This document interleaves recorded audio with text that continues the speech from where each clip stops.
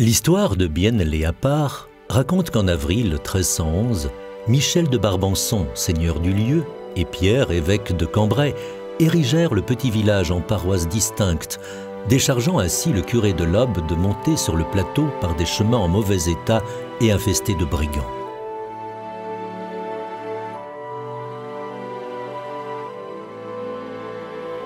De la petite église de 1311, il ne reste aucune trace.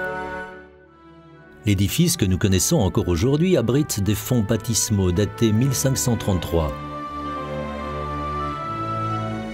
L'on peut raisonnablement penser que les structures ogivales encore visibles, ainsi que les colonnes de style gothique ennuyé, dateraient de cette époque. Heurts et malheurs ont jalonné l'histoire de l'église Saint-Rémy.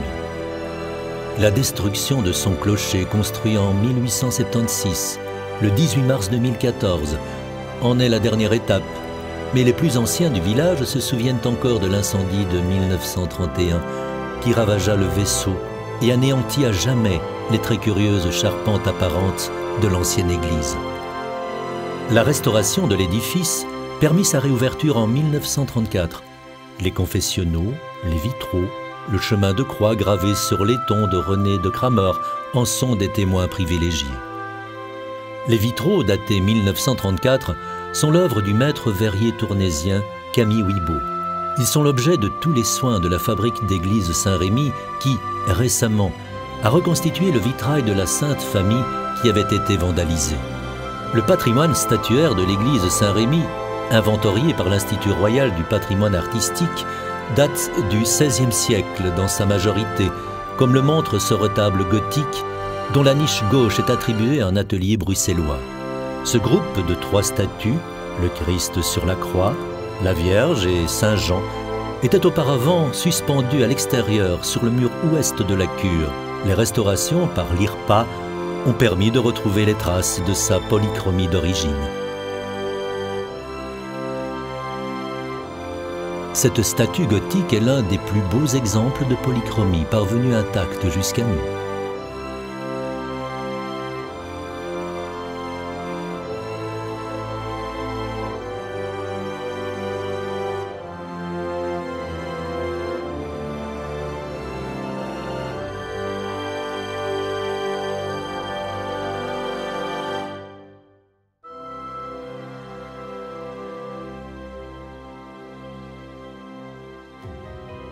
D'autres statues sont plus récentes et nous viennent des XVIIe et XVIIIe siècles, voire du XXe, si l'on s'attarde sur les statues de Sainte Thérèse de Lisieux et de Sainte Brigitte d'Irlande, œuvre du sculpteur belge Ernest de Zoal, datée 1930. C'est lors de la destruction du clocher que la cloche, qui atteint les 389 kilos, d'après l'inventaire de l'association campanaire wallonne, nous est apparue dans toute sa splendeur. Elle s'appelle Sophie et a pour parrain Joseph Campion et pour marraine Sophie Bèze. Elle a été réalisée en 1824 par la fonderie Drouot, probablement Joseph, né en France à Aréville-les-Chanteurs, mais qui résida de nombreuses années à Leuze en Hainaut. La palmette, dite Drouot, est bien visible sur la cloche et est caractéristique de cette famille de fondeurs. L'autel a été réalisé en pierre de Soigny sur les plans d'Alphonse Dufour de Tournai en 1934. Dans la sacristie, une armoire en chêne de la fin du XVIIIe renferme encore les archives de la paroisse, non encore toutes exploitées à ce jour. Les objets du culte sont sans conteste les victimes principales de l'évolution des époques, mais aussi de la succession des desservants, car beaucoup ont disparu. On peut, malgré tout, se réjouir de pouvoir encore admirer le magnifique calice en argent, poinçon français, daté du XIXe, et l'ostensoir Soleil, poinçon belge, en argent, daté de la moitié du XIXe.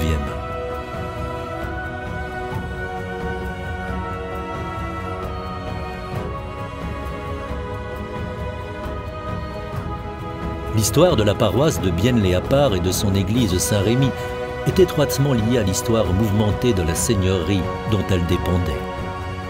Dans le porche de l'église, plusieurs pierres tombales attirent l'attention. La plus remarquable concerne Antoine Bouchel et son épouse, Marguerite Eldevire, décédée dans les années 1660 et enterrée au cœur de cette église. D'autres dalles rappellent à nos mémoires quelques curés du lieu.